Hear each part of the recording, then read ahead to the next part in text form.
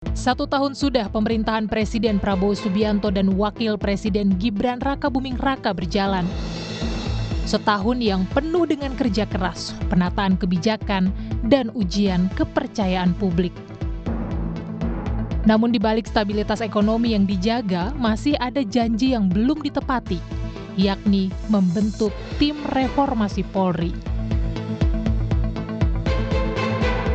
Akhir Agustus 2025, ribuan orang turun ke jalan menyuarakan 17 tuntutan utama dan 8 tambahan yang kemudian dikenal sebagai tuntutan 17+8.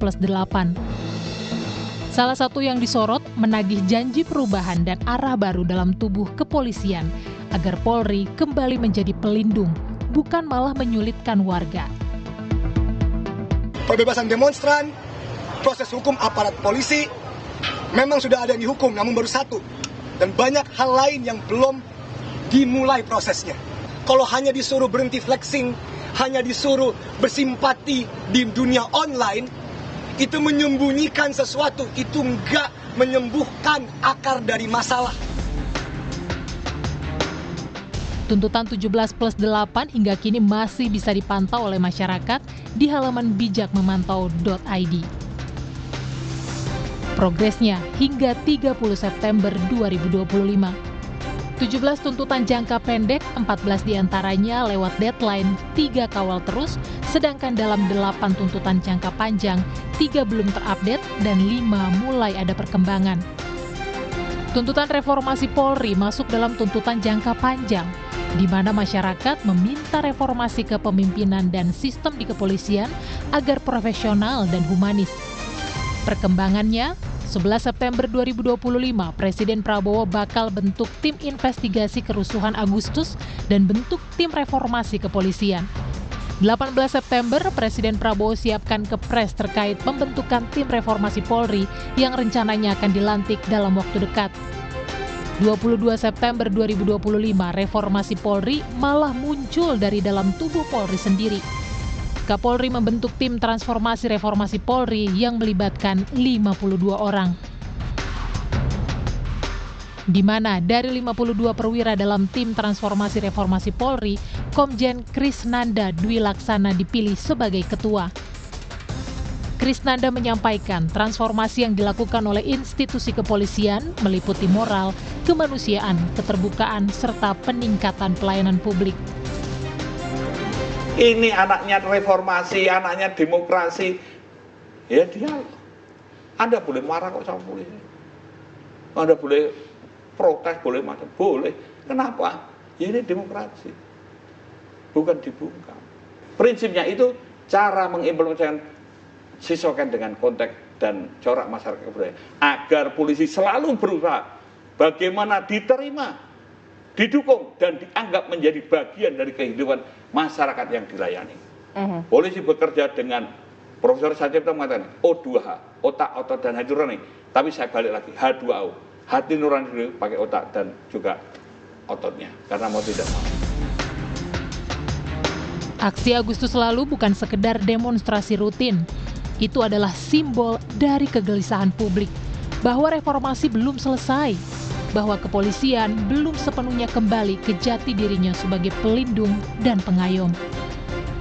Janji Kapolri pada masyarakat, tim reformasi Polri bentukannya akan melaksanakan rekomendasi-rekomendasi yang diusulkan untuk membuat tubuh Polri semakin amanah.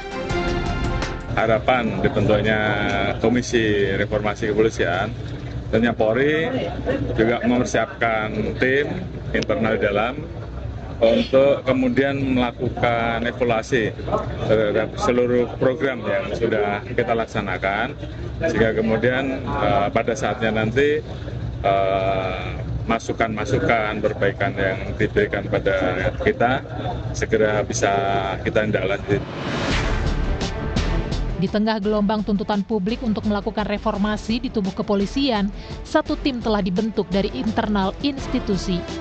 Dan disinilah publik melihatnya, langkah ini masih dianggap setengah hati.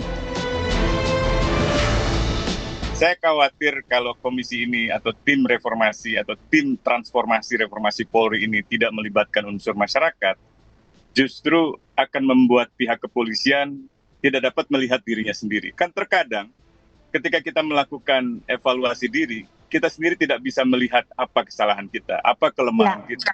Perlu pihak luar untuk melihat kita, melihat apa yang salah dalam tubuh kepolisian.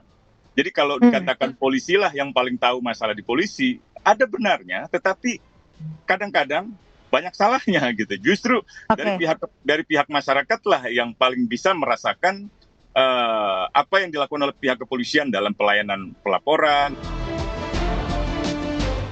Beda hal dengan anggota Komisi 3 DPR RI yang meminta masyarakat untuk berbaik sangka atas pembentukan tim reformasi Polri oleh Kapolri.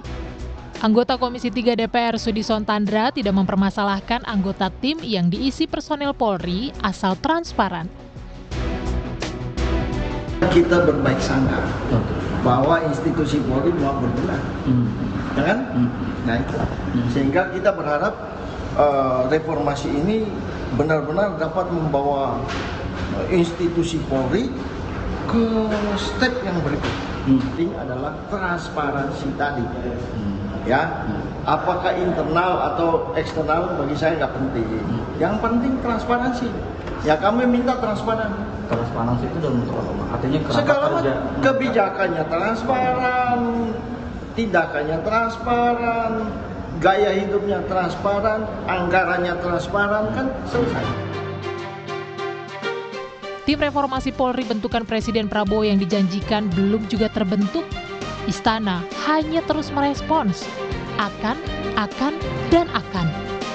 Baik Mensesnek maupun wakilnya bilang tim reformasi Polri yang akan dibentuk Presiden Prabowo Subianto akan segera dibentuk dan nantinya akan bersinergi dengan tim akselerasi transformasi reformasi bentukan Polri. Komite Reformasi Kepolisian. Minggu depan Akan dilantik? Iya, akan diumumkan dan dilantik oleh Bapak Presiden. Anggota 9 anggota itu ya Pak? Duh, kok sudah tahu 9? Sudah dapat bocoran ya? Tim yang reformasi itu, Presiden tetap akan membentuk tim reformasi. Sehingga kemudian nanti akan, misalnya di dalam tim Polri itu, dia akan membantu kita. Jadi ada sinergi di situ. Tapi yang penting yang utama itu adalah yang dari tim bentukan Presiden.